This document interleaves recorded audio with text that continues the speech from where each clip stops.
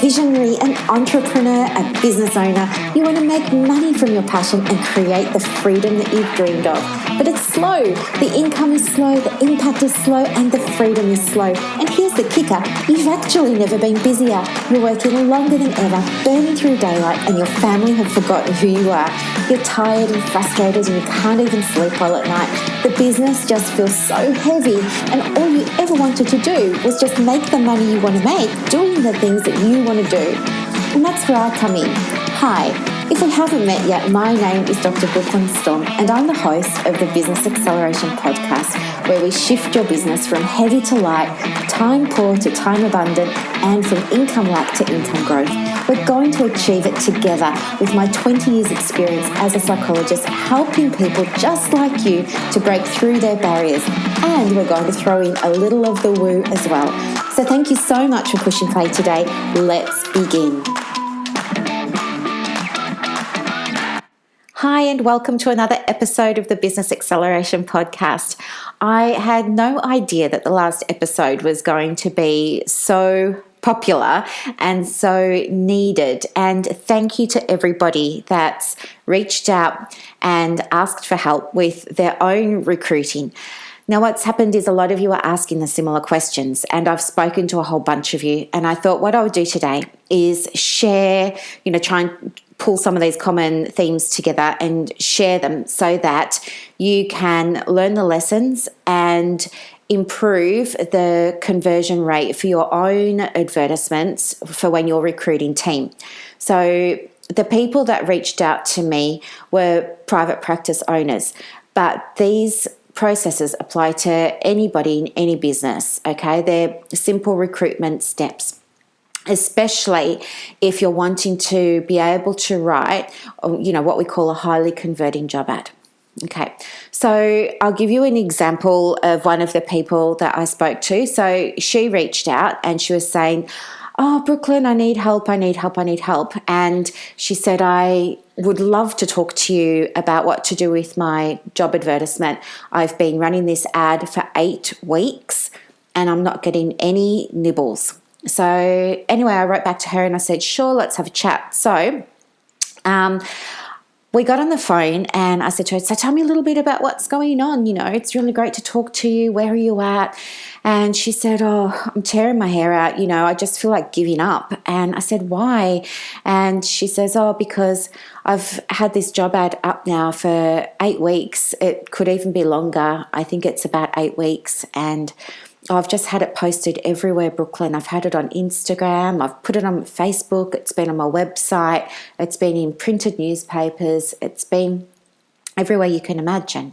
And, on one of the analytics that you can look at online, I was able to see that my job advertisement has been in front of 19,000 people. It's had 19,000 views and still nobody's applying, and I don't know what I'm doing wrong. And I said to her, okay, well, don't despair. Let's just have a think about the ad. Now, can you tell me a little bit about what it says? Because obviously I hadn't seen the ad. I said, "Can you tell me a little bit about what it says?" And she says, "Yeah, sure. It says, psychologist wanted and, work available full-time or part-time, fun, friendly team, all that usual stuff." And I'm listening to her talk and I'm almost zoning out myself. I'm thinking, "Oh my God, this is so boring." And I can only imagine what a candidate thinks when they read these ads. But anyway, so she's telling me all these things and it says, "Oh yeah, fun, flexible team,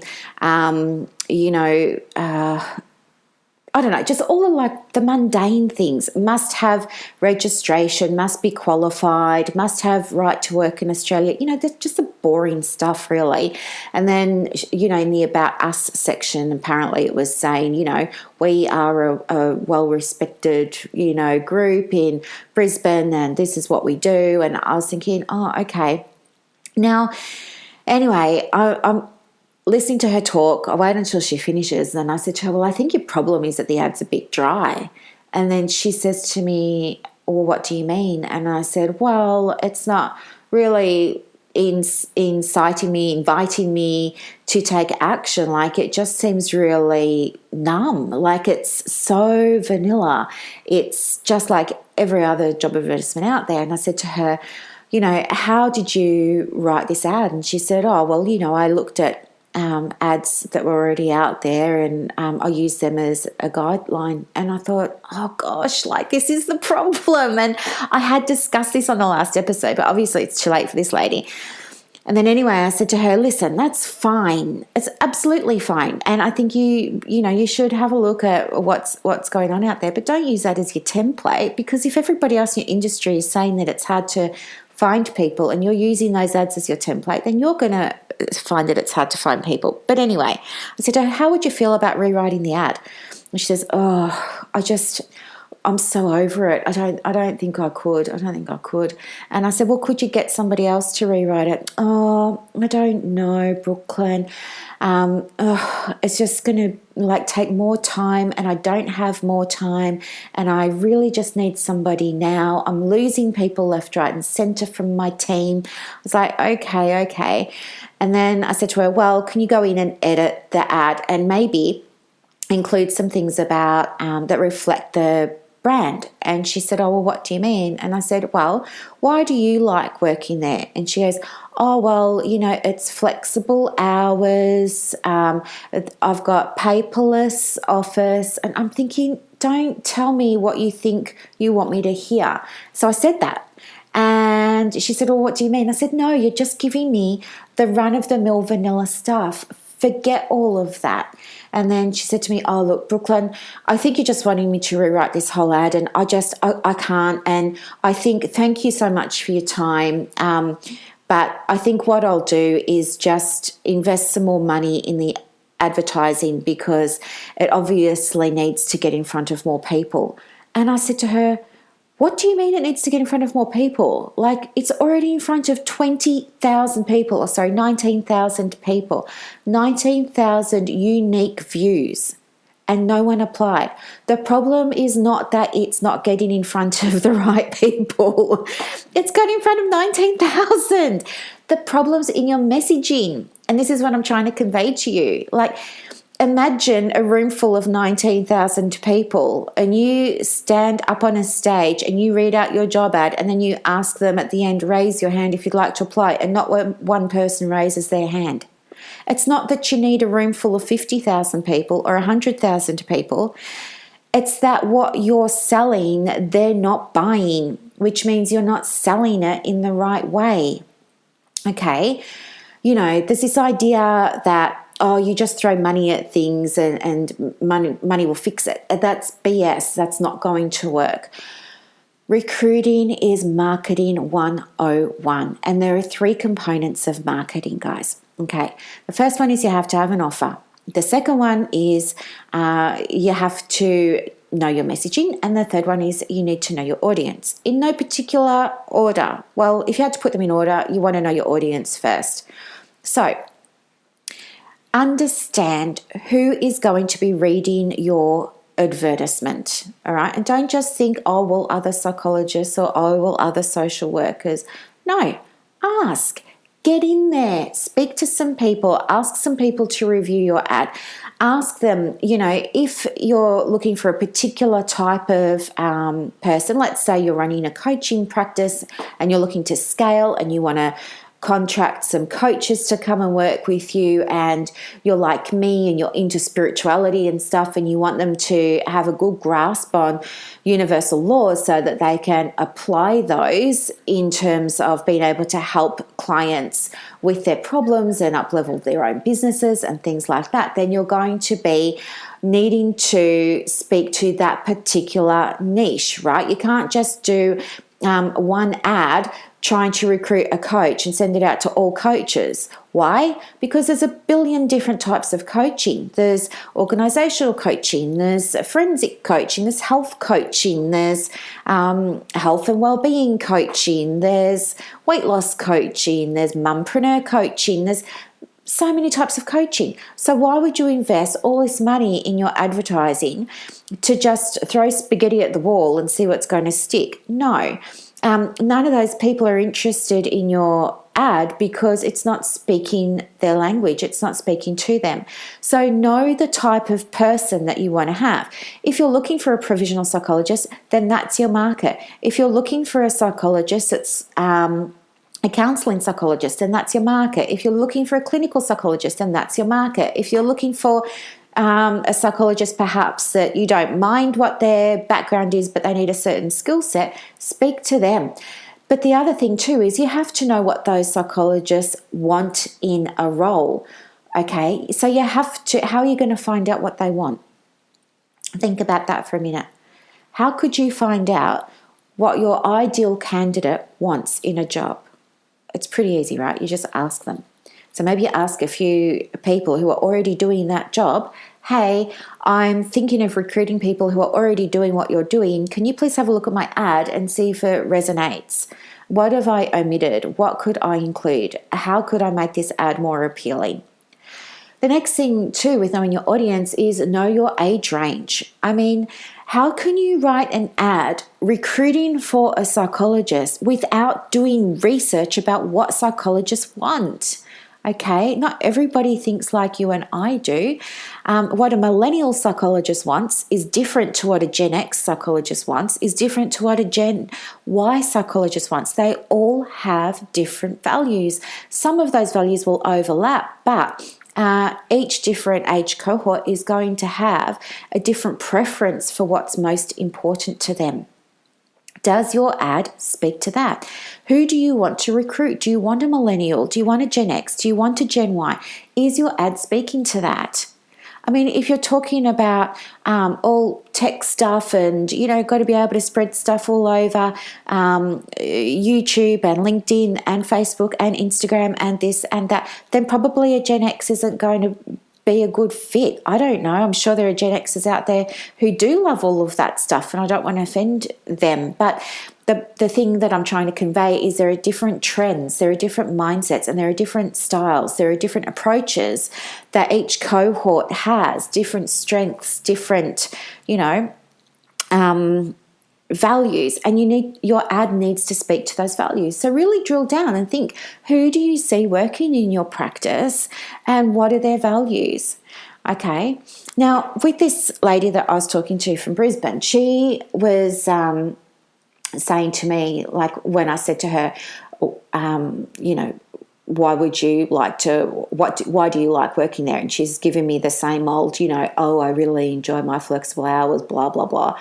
And then she wanted to like wrap things up because it was all starting to feel too hard. So, okay, fine. I didn't push. I just decided I'd come at it from a completely different angle. So I let her take a breath, and then I said to her, okay, well, anyway, it was really lovely talking to you. Thanks, for your time, and I hope that it all works out. But just before we go, I was just wondering, just out of curiosity for myself, why did you become a psychologist? And then she tells me this whole story about why she became a psychologist. That's a really beautiful story.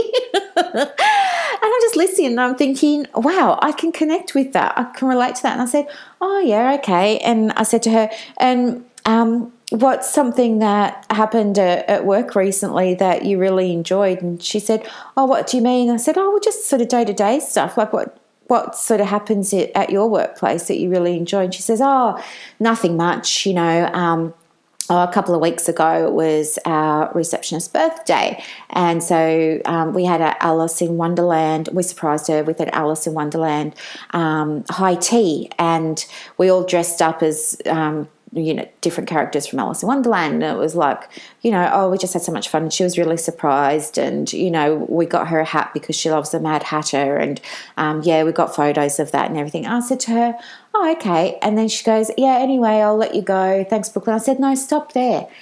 And then I said to her, what you've just told me about why you chose to be a psychologist resonated more with me than when you were telling me about all those bland, boring things in the job ad.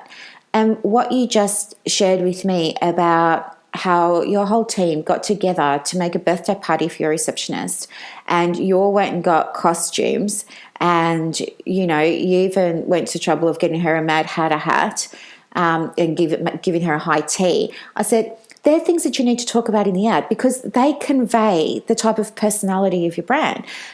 That's what people are going to connect with.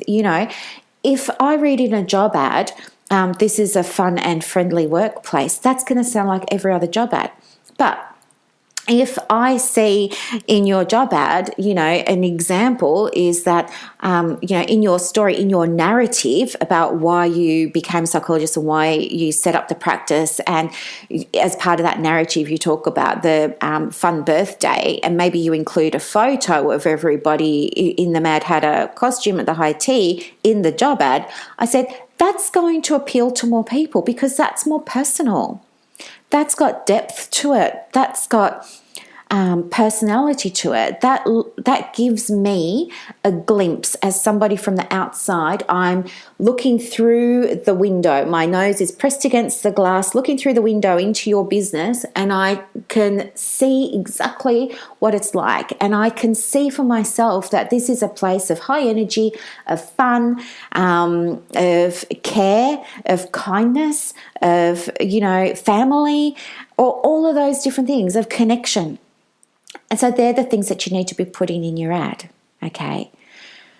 At the end of the day, it's that relationship that's going to give you the conversion, okay? Just like it does in marketing, just like it does in selling. When you're recruiting, you're selling, you have to know what your audience really want. You do that with your research. Then you put together your offer. And then you put together your message, okay? Connections lead to conversions, guys. Now, if you are still struggling with recruiting and putting together your ads and all of this sort of stuff, that's fine. Don't stress. I'm happy to help you. No strings attached, of course. You can send me an email. It's hello@brooklynstorme.com, and Storme has an E on the end. Or you can just leave me a comment here, or you can visit me at the website. The website is Business Accelerator. It's brooklynstormebusinessacceleration.com. So thank you so much for your time today. And do go away if you're recruiting, or even if you're not. What you can do is you can start now collecting examples of things that you really enjoy about working at your practice, the day-to-day fun things, the little insights that nobody else knows about. Start collecting those. Maybe put them in a Word document, a Google Doc, put them in Evernote or something. Just call it fun things at the practice or whatever.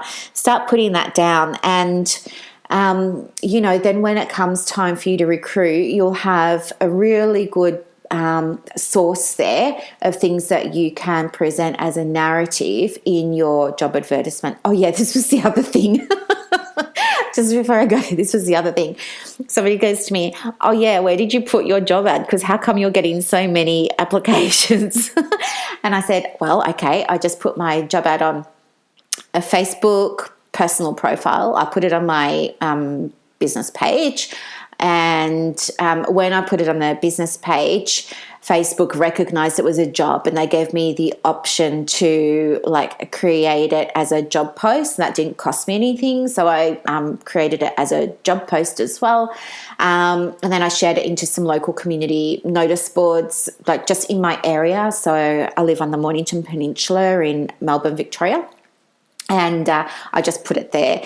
And anyway, somebody said to me that he was reading my ad, and he goes, oh my gosh, Brooklyn, this ad just goes on and on and on. And I said, yes, I know. And he goes, how, is anybody reading it to the end? And I said, well, here's the thing. Yes, people do read it to the end because it's not like other job ads, because it's different. They get curious. They want to know, who the heck is this person? What's his practice all about? And if it's resonating with them, then of course they want to keep reading. And then the test that I include to make sure that my ad is getting read is I always put in something a little bit unique and a little bit curly that I want them to respond to when they apply. So I will only look at applications that have a cover letter. If anybody just sends through their resume, I delete it because I just think you're showing me already that you're not going to give me enough of your respect to sit down for 5 minutes and craft a thoughtful cover letter. So no, you can go, because I need people who are going to give the practice respect and give the practice time. So they just get deleted automatically. Anybody who's got a cover letter that doesn't really speak to the ad gets deleted, because I think, well, you didn't respond to the ad. Like, you could have just sent this cover letter to a million different places. So no, I'm not going to pursue this. So I just say thanks, but no thanks. But anybody that writes a cover letter that does respond to the little red herring, that little curly question that I hide in my job post, in my job advertisement, they always get an interview every single time. Even if they don't have all of the qualifications that I'm looking for, even if they don't have all of the experience that I'm looking for, every single time I will give them an interview, whether it's in person or on Zoom. Why? Because number one, they read the entire ad. Number two, they've considered it. Number three, they've gone to the trouble of responding to that curly question. All right. So in the current advertisement that I have for a team member for my practice, I'm looking just for the right person. So they might be a psychologist or a youth worker or a social worker or a counsellor or a hypnotherapist. It doesn't matter. They could be anybody. That's not what I'm concerned about. I just need to know that they've got a certain number. I've got my own criteria anyway. It's a whole other podcast. But when they respond to my curly question, which is tell me about your favorite type of pancake, then it's great, because then I get that they also pay attention to detail, and that they're also fun, and that they're also kind of on the same wavelength as me, and that they're going to fit in with the rest of the team, because we're all a little bit quirky. Now, you don't have to ask them in your advertisement what's their favorite pancake, but you just come up with your own little test to check that they have read it, understood it, and given you the time. And regardless of their qualifications or their backgrounds, they're the ones that you want to interview. Okay, they're people that are giving you energy, that are giving you time, and that are going to help build your business down the track, because they've already got those innate skills there that you're looking for. It's just a simple test, but it really, really is very, very powerful and means so much. Lastly, if you're getting applications for positions and the candidates you feel are not a good match for your business or for your practice, then you can also do what I do, and that's connect that candidate with another colleague in your area who you know is recruiting. Okay, so one of the things that's happened this week is there's another colleague of mine down here. She's about half an hour or 45 minutes away from me. So I've had a couple of really good candidates apply for positions with me, and they've done an amazing job on their cover letters. They've got good, healthy resumes. I just wasn't able to take them, but I knew that this particular practice was looking for somebody.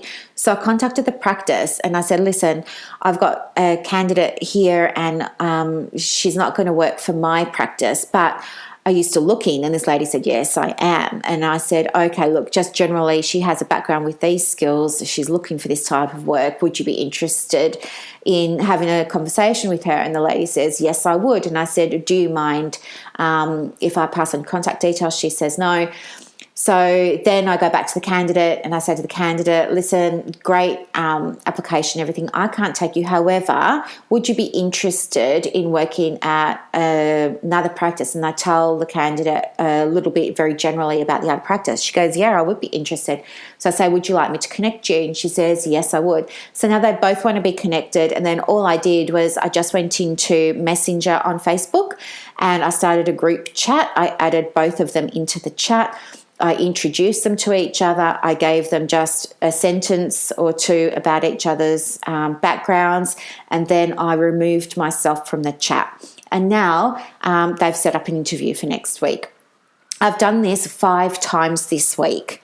5 times this week, I've had high-level candidates that I wasn't able to place, but I was able to connect with other practice owners in my area, and now they're getting interviews. So other practice owners are happy because, I guess just because they're getting those positions filled. But the other thing too is you need to have an open mind about your role.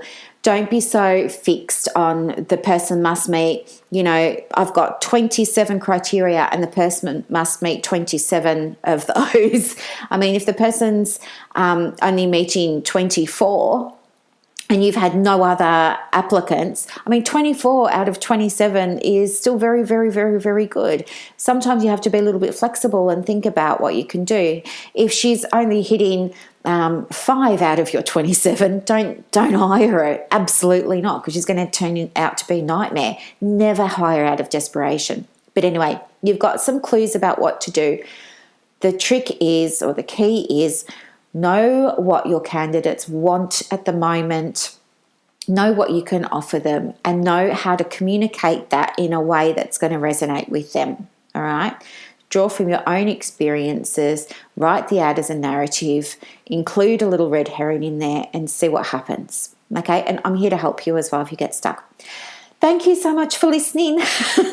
I hope it wasn't too ranty, but as I said, get in touch if you need anything at all, guys. Have a beautiful rest of the day and good luck with building your team. Bye. Thank you so much for listening today. I really hope that you enjoyed it and got a lot of value from it. Help me help others by sharing this podcast. And if you feel called to leave a review on Apple Podcasts, remember to let me know so that I can send you a very special thank you gift. Now go and build your dream business, and I will see you next time. Bye.